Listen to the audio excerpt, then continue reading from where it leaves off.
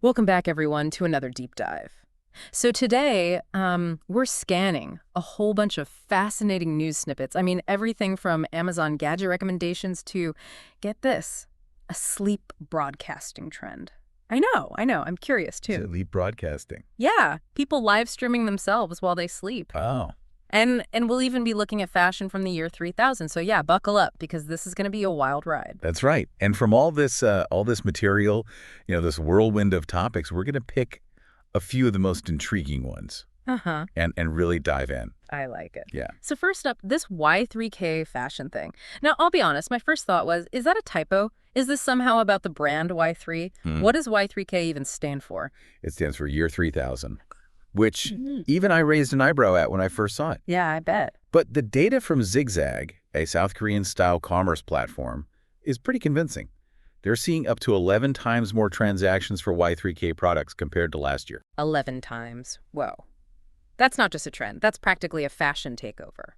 But tell me, what does fashion from almost 800 years in the future even look like? Are we talking metallic jumpsuits and helmets? You're not far off. Think metallic textures, holograms, a very futuristic vibe. If cyberpunk aesthetics come to mind, you're on the right track. Okay. What's really interesting here is that this isn't just about the clothes themselves.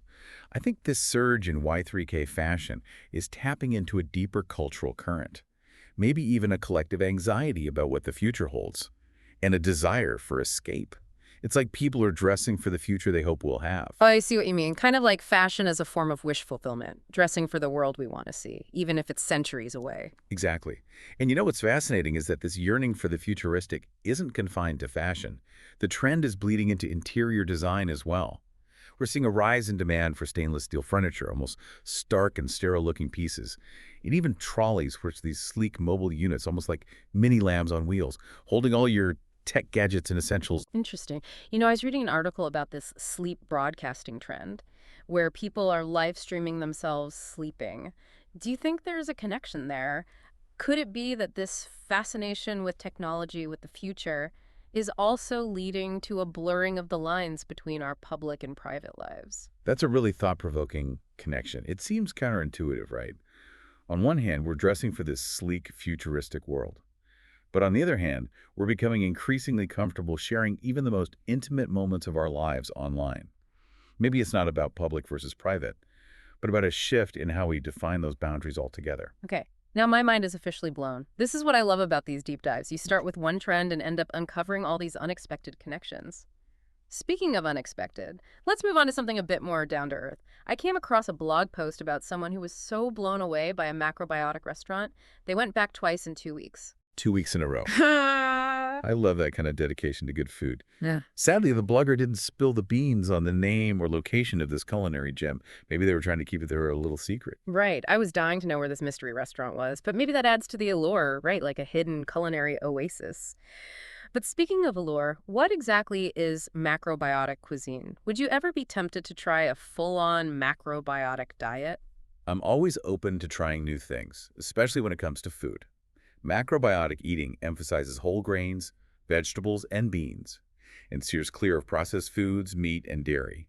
It's all about finding a balance of yin and yang energies through your food choices, which I find really intriguing. There's also a big focus on seasonality and local ingredients, which I think is something we're seeing more and more these days. So it's not just what you eat, but also where it comes from and when it's harvested, almost like a more mindful approach to eating. Absolutely. And while the scientific evidence on the health benefits is still emerging, some studies have shown that macrobiotic diets can have a positive impact on digestion, reduce the risk of certain chronic diseases, and even boost energy levels. You've got me thinking. Maybe we should do a whole deep dive on macrobiotic eating sometime. I'd be happy to guide you through that world. Right. Go. Let's shift gears from food to social dynamics. We've got a news piece here about a 69-year-old woman who moved from rural Shikoku to Osaka, and she was struck by how incredibly friendly people were in the big city. That's really interesting. There's this common stereotype that city life is all hustle and bustle, with no time for genuine human connection. It's refreshing to hear her perspective. It challenges the assumptions we often make, doesn't it?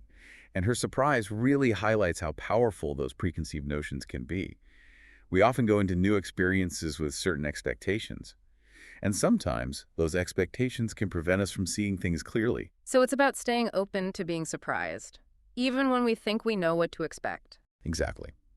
This woman's story is a great reminder that every place, every community, has its own unique rhythm and its own way of connecting.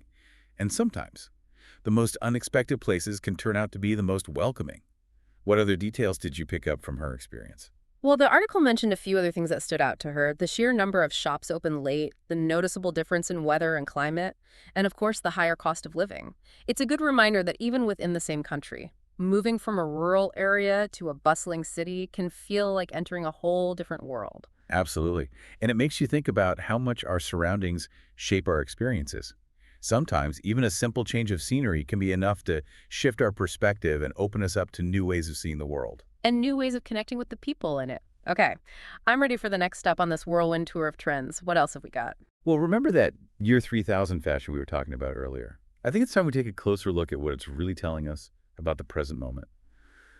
This whole conversation about Y3K fashion has me wondering, what other subtle signs of change are we missing right now? It's like fashion is a kind of canary in the coal mine, giving us a glimpse of where we might be headed as a culture. Yeah. It's mind-boggling to think that fashion designers are already looking almost 800 years into the future. It makes you wonder what they're seeing that maybe the rest of us aren't, what trends or innovations, or even just shifts in thinking are bubbling under the surface right now that could shape the world in ways we can't even imagine. Yeah, it's really interesting because Y3K fashion isn't just about futuristic clothing, Right. It's tapping into a deeper cultural current. It's about pushing boundaries, challenging norms, and expressing individuality in a way that feels fresh and exciting. So it's less about predicting the future and more about reflecting our current hopes, anxieties, and fascination with what could be. It's a form of cultural exploration, using fashion as a lens to examine our relationship with technology, our dreams of progress, and perhaps even our fears about what the future might hold. It's funny because while we're seeing this trend toward the futuristic in fashion, we're also seeing this simultaneous trend towards nostalgia in other areas, like vinyl records are making a comeback, and vintage clothing is more popular than ever. Do you think there's a connection there? Could it be that we're looking to both the past and the future for a sense of stability or meaning in a world that feels increasingly uncertain? Hmm. It's a brilliant observation. It's like we're trying to anchor ourselves in both the familiar and the unknown. Maybe it's about finding a balance between tradition and innovation, between the comfort of the past and the excitement of the future. I don't know, this whole deep dive has been like a crash course in spotting the unexpected. We've gone from macrobiotic restaurants to sleep broadcasts to stainless steel furniture, and somehow it all feels connected. That's the beauty of exploring trends. They often reveal these unexpected connections. They're like threads woven into the fabric of our collective experience. And by pulling on one, we often unravel a whole tapestry of interconnected ideas and movements. I love that analogy. It's like each of these seemingly random news snippets is a piece of a much larger puzzle, And the puzzle is constantly evolving. New pieces are being added all the time. which is why it's so important to keep exploring, keep questioning, and keep our eyes open for the surprising and the fascinating. Who knows what kind of trends we'll be unpacking in our next deep dive? Indeed, the future is full of possibilities. And based on what we've seen today, it's safe to say those possibilities are likely to be far more intriguing and perhaps even stranger than we can imagine. Well, on that note, I think we've successfully navigated this whirlwind of a deep dive, from fashion forecasts centuries in the making to the subtle surprises of city life. It's clear that the world is full of fascinating trends just waiting to be discovered. And don't forget that macrobiotic mystery restaurant. Maybe it's out there somewhere, waiting for us to uncover its delicious secrets. Yeah, maybe we should launch a full-blown investigation for our next episode. But speaking of mysteries, this whole deep dive has really got me thinking. If fashion designers are already envisioning the year 3000, what other hints of the future are hidden in plain sight right now? What seemingly small trends or ideas today could end up shaping the world in ways we can't even begin to imagine? That's the real takeaway here, isn't it? We often get so caught up in the day-to-day that we miss the bigger picture, the underlying currents that are shaping our reality. It's like we need to develop a kind of future literacy, Yeah. a way of reading the subtle signs and signals that point to what's coming next. And maybe that starts with paying closer attention to the things that spark our curiosity, the things that make us stop and say, wait a minute, what's going on here? Absolutely. Cultivating that sense of curiosity, that willingness to question and explore, is essential in a world that's constantly changing. So to all of you listening out there, we challenge you to go forth and be trend spotters. Keep your eyes peeled, your minds open, and never underestimate the power of a good question. And who knows? Maybe you'll be the one to uncover the next big trend, the next hidden gem, the next clue to what the future holds. Thanks for joining us on this deep dive. Until next time, happy exploring and